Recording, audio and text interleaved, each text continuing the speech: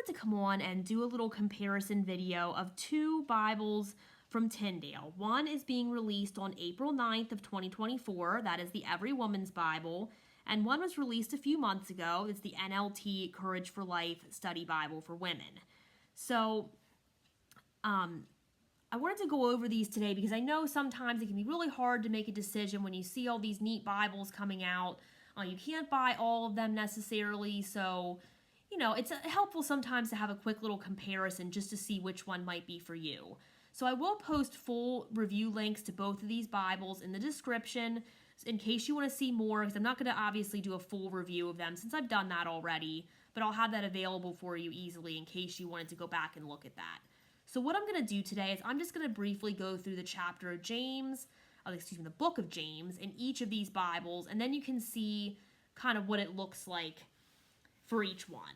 So I recorded this before already, so I accidentally took my ribbon marker out. So I'm going to quick go back. Hopefully my iPad decides to cooperate with recording this time. Anyway, this is the book of James. So you're going to get a full color image here, and you're going to get a book introduction.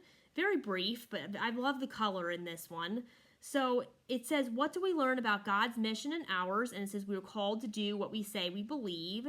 It goes over who wrote the book, when did it happen, how is it organized, and feature highlights. It also says that words to remember are highlighted throughout this book, which is the same for every book in this particular Bible.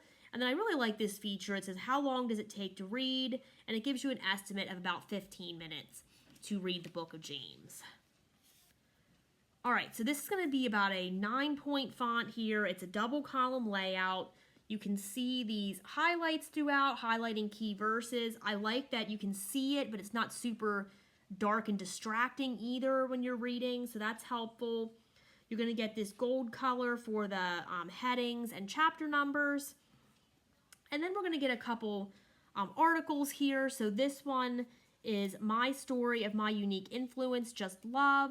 It's going to have a scripture connection of James 1:19 through 27. And it gives you some questions to go along with it. So for example, this one says, how has your environment and culture influenced your ability to be quick to listen, slow to speak, and slow to get angry? Does our approach to communication allow others to see Jesus' justice-oriented love in action? And then there's a quote, I'm challenged daily, almost hourly, to listen with the patience and love of Jesus, and I pray my intentional effort honors him with every opportunity presented. And then it gives you some information about the author of that article. You're also going to get traditional study notes in this one as well. So the scripture is here, and then we have our footnotes here, and then we're going to have our study notes at the bottom of the page, just like you would see in a traditional study Bible. Okay, here we have another article. This is Come Close, Not Why, But How. And it gives us a scripture connection of James 1, verses 2 through 5. You're going to get a reflection. You're going to get a thought to consider, a quote, and then information about the author. Again, our study notes down here.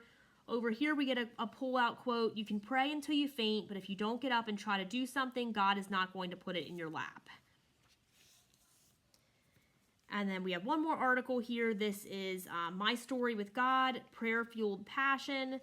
And you're going to get, again, the Imagine questions, the quote, the devotionals up here, and then some information about the author as well. And you're going to see more study notes over here on this page. And then we are at the end of James.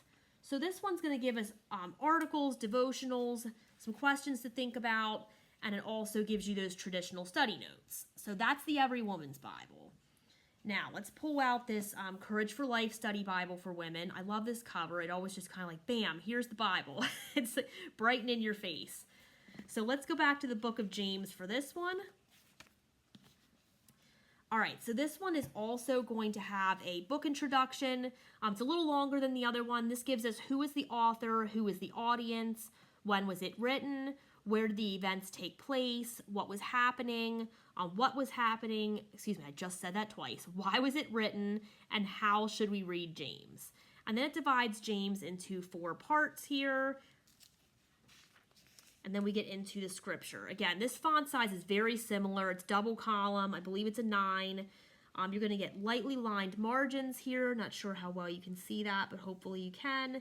If you wanted to take some notes while you're reading. We have a visual timeline here. Now, the main purpose of this Bible is going to be, there is a brief study for every chapter of the Bible.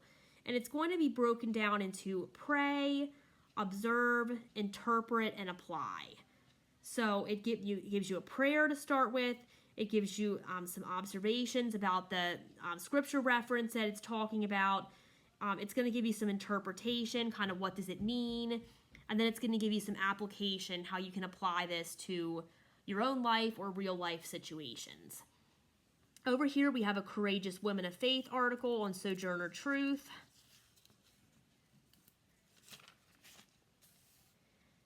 And then again, for every chapter, you're going to get that little study. It's laid out the same way with those same 4 parts. So let me just read a little bit of one. So I won't read the whole thing, but we get the prayer and then the observation here. This is James 1:22 through 2:19. It says, actions speak louder than words. While reading and listening to the Bible are important, believers must also be intentional in doing what it says. James challenges Christians to put their faith into action by giving careful attention to their speech, treating others without prejudice, caring for orphans and widows, living holy lives, loving people well, and giving generously to others. And then the interpret is, while good works alone do not save us, they do demonstrate the genuineness of our faith. According to James, faith that does not result in doing good works is dead. When we are merciful toward others, for example, we give evidence of the gracious work God has done in our hearts. Faith and good works are inseparable. Therefore, we must put our faith into action and allow others to see Jesus in us. And then we have our application about committing to change and giving you a journal prompt there to go along with that. All right, we also have some listen to the words. Here, this is listen to James 1 and reject the worldly lie that you must solve your problems on your own. Replace it with the truth that God will help you navigate difficult circumstances by giving you wisdom when you ask him for it in faith. Okay, I love these little splashes of color on the page as well. I always like color in my Bibles. So then again, you're going to have those same studies broken down the same way and a listen to the word. And then we get to the end of James. So if you are stuck between these 2 Bibles, they're both the same translation, they're both the same publisher, they're both about the same font size, they're both for women.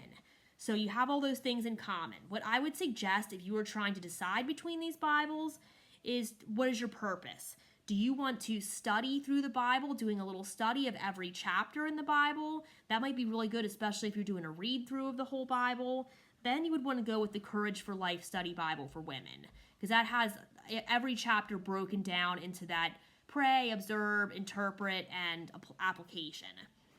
If you're looking for more of a Bible to get some traditional study notes while having some devotional content in there, as well as application, then you would want to go with the Every Woman's Bible. I really like both of these Bibles for different purposes, but if you're just trying to choose one of them, I would definitely think about, what is my main purpose for this Bible? How